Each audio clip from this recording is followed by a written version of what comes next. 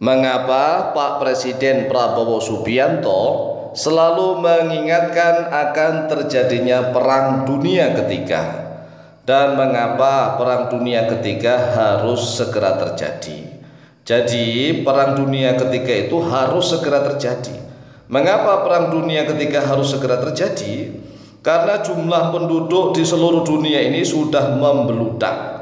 Masing-masing kota di setiap negara sudah kesempitan tanahnya. Nggak usah jauh-jauh ke Amerika atau ke Eropa. Kita lihat saja di Jakarta. Di Jakarta, di Surabaya, di kota-kota besar di Indonesia, itu jumlah penduduknya meledak, melonjak besar sekali. Di Jakarta sebelum adanya kemerdekaan, sebelum tahun 1945, itu kita bisa melihatlah tanahnya masih sangat luas sekali. Yang namanya kebun jeruk, itu kebun jeruknya ada, Nah sekarang mana ada jeruknya? Misalnya nih Pondok Aren, arennya ada. Pondok Kelapa ada. Jadi seluruh nama-nama daerah di Jakarta itu dulu masih ada, barangnya masih ada. Nah sekarang apakah ada? Nggak ada. Ini belum 100 tahun loh ya. Belum 100 tahun dari kemerdekaan.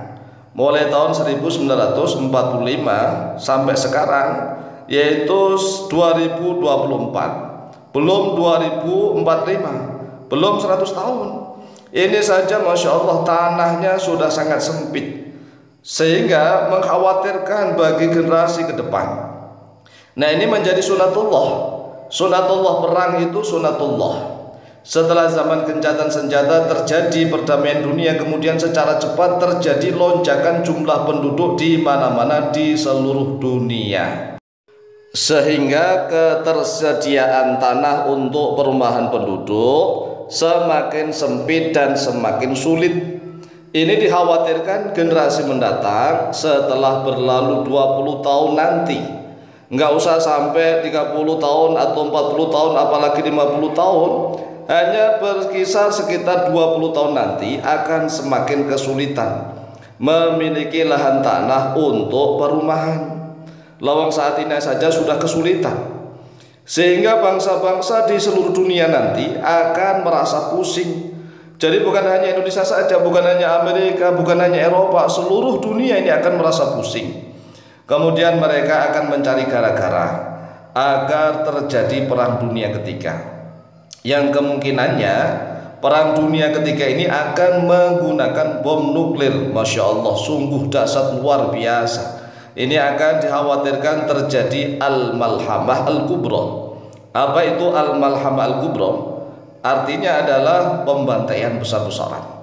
Akan terjadi pembunuhan besar-besaran di mana-mana untuk mengurangi jumlah penduduk.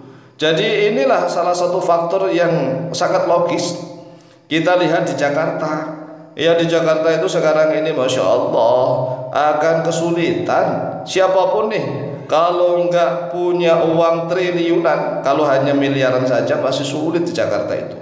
Kalau triliunan rupiah baru bisa. Nah kalau nggak bisa ya keluar di sekitar, tidak akan di Jakarta tapi di luarnya Jakarta. Dan kota-kota di Indonesia yang lainnya pun masih sama, ya sama ini kondisinya sangat sempit dan sulit. Ini baru di Indonesia, belum di negara-negara seperti, mohon maaf, yang kecil, Singapura misalnya. Singapura atau negara-negara lain yang semakin padat dan penduduknya itu banyak. Penduduknya banyak sedangkan negaranya sempit. Nah Indonesia ini kan negaranya sangat luas.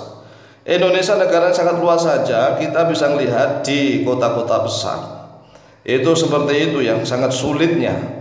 Jangankan di kota besar, sekarang di desa-desa saja harga tanah Masya Allah melambung tinggi.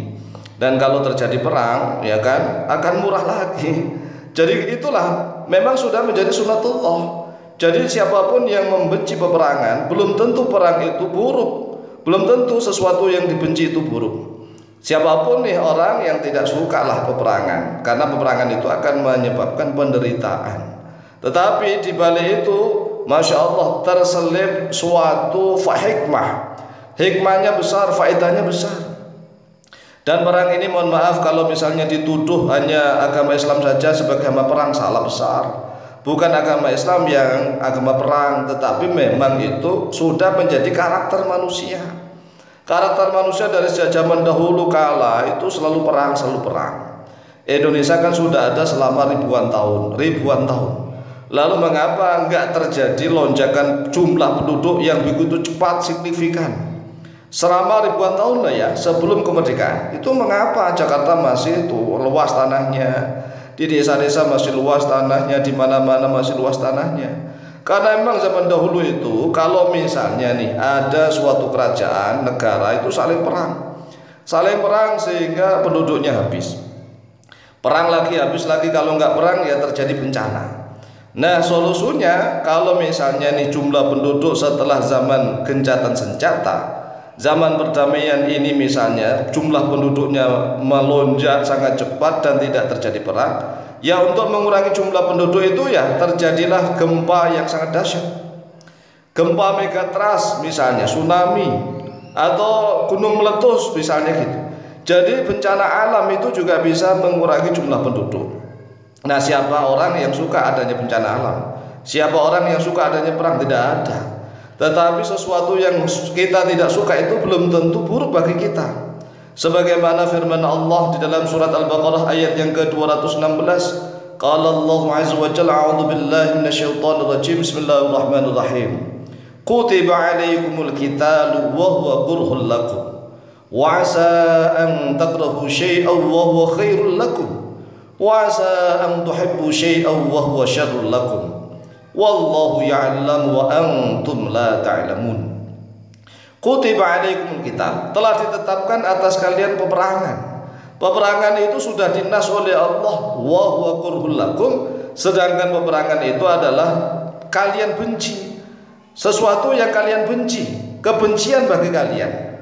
Wa sa an takrahu syai'an wa huwa khairul lakum, dan boleh jadi kalian membenci sesuatu sedangkan yang kalian benci itu adalah sesuatu yang baik bagi kalian. Sesuatu yang kalian benci itu boleh jadi baik bagi kalian, wa huwa khairul lakum wa asa an tuhibbu syai'an wa huwa syarrul lakum, dan boleh jadi mencintai oleh kalian pada sesuatu sedangkan yang kalian cintai itu syarrul lakum, yaitu buruk, jelek bagi kalian. Wallahu ya'lam wa antum la ta'lamun, sedangkan Allah itu mengetahui sedangkan kalian tidak mengetahui apa-apa. Kita enggak tahu apa-apa. Jadi rahasia di balik peperangan ada hikmah apa? Hanya Allah lah yang Maha tahu. Oleh sebab itulah kita sebagai orang beriman hendaklah selalu bersiap diri, selalu menyiapkan segala sesuatunya untuk menyambut segala kemungkinan yang akan terjadi. Demikian, semoga manfaat dan barokah. Lebih dan kurangnya mohon maaf. Wallahu ta'ala a'lamu bishawab.